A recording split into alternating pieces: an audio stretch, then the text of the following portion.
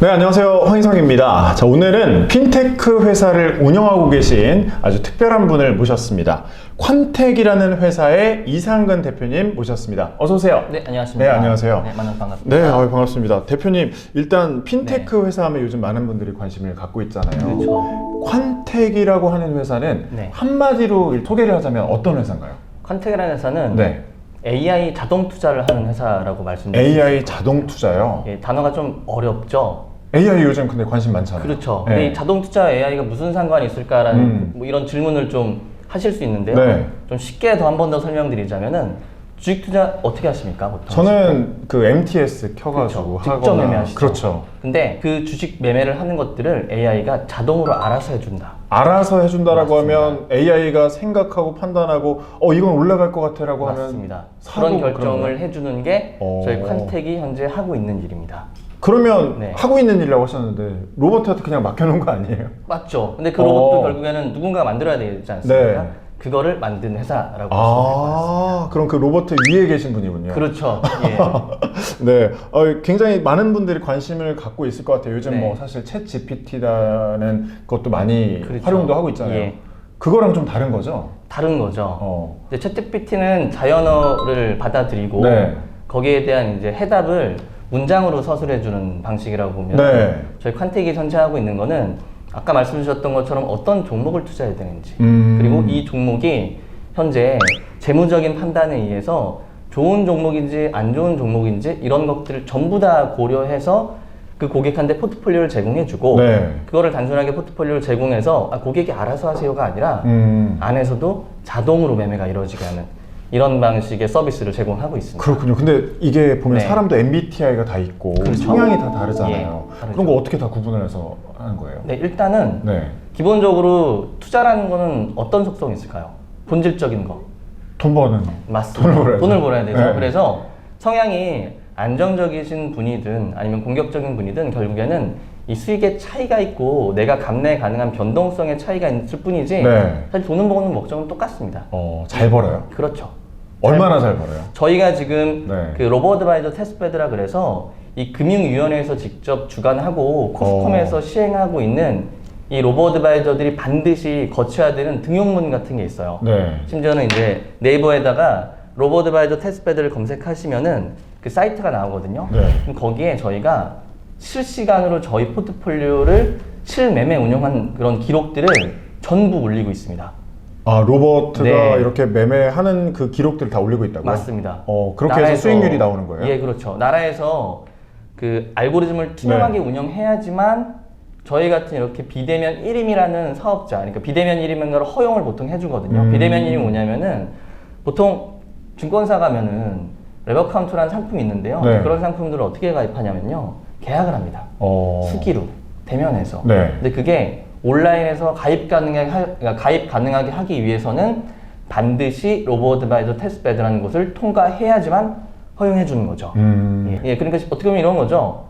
자동으로 투명하게 잘 운영되는지 확인된 다음에 그래야지만 비대면으로 고객한테 상품 판매가 가능한 겁니다. 네. 그러면 이제 로버트도 어쨌든 돌아가다 네. 보면 똑똑한 로버트도 있고 그렇죠. 조금 멍청한 로버트, 멍청한 AI도 있을 것 같은데 네.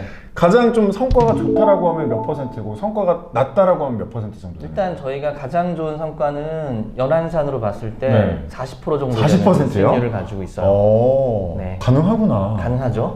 근데 작년에 보면 굉장히 어려웠잖아요. 그렇죠. 연한산이라는 표현은 저희가 2019년 2월부터 실계좌로 수익률을 지속적으로 트래킹해 왔고요. 네. 이제 그거에 대한 1년 단위 어떻게 보면 평균 수익률에 좀 가까운 거죠. 그러니까 작년 같은 경우에는 당연히 수익률이 좀 낮았을 거고 장이 화랑이었을 때 네. 많이 올랐을 때는 1년에 거의 뭐 100%까지 오르는 정말요? 그런 기록이 있습니다.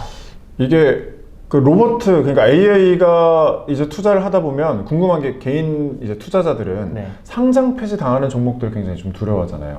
그러면 AI가 투자하면 그런 종목들은 다 피해가지고 안전한 종목들만 투자를 하는 건가요? 아니면 그래도 약간 위험한 것도 어느 정도 포트폴리오에 허용을 하면서 위험해도 또 수익이 좋을 수가 있으니까 네. 그런 것도 투자를 하는 건가요? 저희가 되게 네. 다양한 컨셉을 가지고 있는데요. 말씀 주셨던 것처럼 대형주 종목 위주로 투자하는 포트폴리오 같은 경우에는 네. 그런 것들을 전부 다 스크린에서 걸러내죠. 그리고 당연히 중소형주 같은 경우에도 재무적으로 위험한 그런 종목들은 전부 다 걸러내고 있습니다. 네. 예를 들자면 개인들이 이제 보통 그 주식을 고르실 때 이제 그러니까 그런 정보까지 전부 다 확인하면서 하기가 너무 어렵다 그렇죠. 보니까. 근데 이제 AI라는 장점은 수많은 데이터를 분석하고 재무적인 현황, 그리고 주식 가격적인 현황, 그리고 매크로적인 현황까지 전부 다 분석해서 그 종목을 셀렉션 한다는 데 있습니다. 물론 그럼 AI가 분석했으니까 무조건 상장 폐지를 당하지 않겠냐라는 물음을 주실 수 있어요. 네. 아마 그런 물음일 것 같은데요. 그거는 이제 100% 확신하는 건 없죠. 네. 네, 다만 일반 분들이 고려하지 못하는 부분까지 고려가 되기 때문에 그 상장 폐지가 되는 그런 종목들을 고를 확률이 굉장히 줄어든다는 데 있습니다. 근데 또 이제 궁금한 게 네. 투자에 있어서 심리적인 요소가 네. 굉장히 중요하잖아요. 개인 투자자들은 아무래도 심리적인 요소 때문에 네. 실패를 하는 경우가 많다라고 하는데 맞죠. AI도 어쨌든 이런 거 저런 거 다 집어넣으면 감정은 집어넣지 않는 거잖아요. 어쨌든. 그렇죠. 네. 그러면 그 심리적인 부분에 있어서 훨씬 우위면 무조건 AI가 승리할 수밖에 없겠네요. 아, 그러진 않습니다. 그러진 않아요. 예, 왜냐하면 AI는 기본적으로 데이터를 학습하고 그 학습한 데이터에 기반을 합니다. 그러면은 시장의 급변이나 이런 부분에 있어서는 굉장히 네. 능동적이고 민감하게 대처하는 게 조금 불가해요. 뭐 예를 들자면 이런 거죠. 급격한 상승장. 이런 장은 과거에 이런 사례들이 없었다라고 한다면은 네. AI가 이거를 아주 빠른 속도로 따라가는 게 좀 어려울 수 있죠. 음. 그래서 사람과 AI는 좀 극명하게 좀 대척점이 있다고 생각해요. 그러니까 일반적으로 직접 투자하시는 매니저분들, 네. 뭐 펀드 매니저분들이 AI에 비해서 떨어진다 못하다 이건 아닌 것 같고요. 다만 단기적인 시장의 대응이나 이런 부분에 있어서는 당연히 사람이 어느 정도는 우위가 있을 수 있지만 결국 장기적인 기준으로 보자면은 AI가 어떻게 보면 평균적으로 변동이 적은 수익률을 계속 가져갈 수 있다는 이런 방식이라고 보시면 될 것 같아요. 그래도 개인보다는 안전하다. 그렇죠. 이렇게 갈 수 있겠네요. 예, 그 설명을 드리고 싶었습니다. 네, 궁금한 게 네. 여기서부터 궁금한 게 예. 대표님도 이용하시나요? 서비스? 물론 이제 개발하셨으니까 이용하실 텐데. 물론이죠. 그러면 어떤 성향의 투자자로 등록하고 이용을 하시는 거예요? 저는 기본적으로 공격 투자자이기 때문에 따라가려고 한번 예. 여쭤봤어요. 네. 저도 예전에 이제 증권사에서 있을 때는 그 파생 상품 프랍 네. 트레이더였어요. 그래서 파생 상품 매매를 많이 했었습니다. 그 엄청 많은 돈을 갖고 운영하는 사람 말하는 네, 건가요? 맞습니다. 증권사의 고유 자산을 운영하는 네. 사람인 거죠. 근데 이제 그런 성향이 제 몸속에 배어 있어서 제가 이제 안정 투자는 못 하고요. 공격적으로 성향상 안 되고? 예, 공격적으로 베팅하고 있습니다. 와, 그러면 어쨌든 근데 그렇게 좋은 거를 네. 혼자만 알고 있으면 되지 왜 그걸 서비스를 오픈해가지고 많은 사람들 같이 공유하려고 하는 거예요? 일단 제 과거부터 좀 말씀 한번 네. 드리고 싶은데요. 저는 제가 직접 손으로 매매하는 거를 잘 못했던 사람이에요. 그게 무슨 뜻이에요? MTS 뭐 이런 거 아니죠. 그러니까 민감도가 되게 높은 사람인 거죠. 네. 시장이 급변하거나 미국 증시가 올라가지고 제 잔고가 요동치면은 잠을 못 자고 스트레스 받고 심리적인 맞습니다. 네. 그래서 맨날 미국장 쳐다보고 있고 1시간마다 깨고 일어나서 보고 있고 네. 이런 사람이에요. 그리고 지금도 그런 사람이라고 해서 전 지금도 그런 사람이라고 생각을 하고 있습니다. 그럼 이제 무슨 얘기냐면 이상근이라는 사람은 일반 분들의 겪는 그 심리적인 이 불안 요소를 고스란히 동일히 가지고 있는 거죠. 네. 저라 그래서 다른 사람이랑 차별적으로 그냥 로봇처럼 의사결정이나 판단을 할 수 있지는 않다라고 제가 생각을 하고 있어요. 이제 그러다 보니까 저는 방금 말씀드린 이런 AI와 롤 베이스 트레이딩의 도움을 되게 많이 받은 사람입니다. 제가 돈을 벌고 그리고 증권사에서 프랍 트레이딩을 할 수 있었던 이유가 이런 알고리즘으로 트레이딩을 했기 때문에 제가 살아남을 수 있었다라고 생각을 하고 있고요. 그렇기 때문에 일반 대중분들이 다 저 같은 마음을 가지고 있다고 생각을 하고 있어요. 네. 그러다 보니 주식을 직접적으로 매매하셔가지고 물론 성과 내시면 좋겠지만 보통 일반적으로는 그러기 굉장히 어려운 게 주식시장이지 않습니까? 그런데 좀 도움을 드리고 저도 어떻게 보면 사회에 좀 기여를 하고 그리고 그 기여를 통해서 저희 컨택이라는 회사도 크게 성장하고 싶어서 이렇게 AI를 들고 창업하게 됐습니다. 이제 그 회사 성장에 관해서는 이따 또 한번 여쭤보도록 알겠습니다. 하겠고요. 그러면 또 이제 궁금한 게 아이를 낳는 심정으로 거의 네. 프로그램을 개발하신 거 아니에요? 맞습니다. 굉장히 장점만 넣어서 그렇죠. 내가 갖고 있는 단점은 빼고 네. 그럼 사람들의 만족도, 이 회원의 숫자 어느 정도로 네. 기하급수적으로 늘어났나요? 네, 지금 저희가 네. 앱 런칭을 22년 4월에 런칭을 했고요. 네. 지금 횟수로는 11개월 차가 이제 돼가고 있습니다.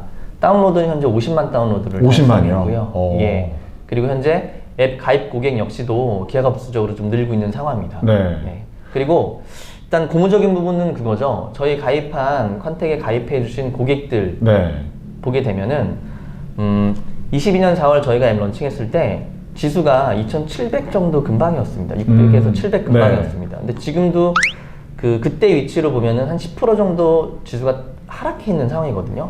근데 저희 고객들 전체 수익률 평균을 내면은 전부 다 플러스 수익률. 아, 정말요? 네. 또 궁금한 게 네. 그럼 어쨌든 이렇게 똑똑한 AI를 갖고 투자를 한다라고 하면 사실 변동성이 큰 거는 코인 시장이잖아요. 코인 쪽은 안 들어가나요? 아, 저희가 코인도 네. 고려를 많이 하긴 했었어요. 근데 코인이 장단점이 너무 뚜렷하고 명확해서요. 향후에는 이제 코인을 반영할 고민은 하고 있긴 하지만 아직까지는 코인을 뭐 직접적으로 저희 앱에서 좀 선보이는 거는 네. 아직은 좀 시기상조가 아닌가라는 생각을 하고 있고요. 그러면 일단은 코인 시장은 고려를 안 하고 있다. 맞습니다. 아직까지는. 예. 미래는 어떻게 될지 모르지만. 맞습니다. 네, 알겠습니다. 사실 40% 제가 엄청 주식시장이 막 올라간다라고 했을 때 수익률이 9%였거든요.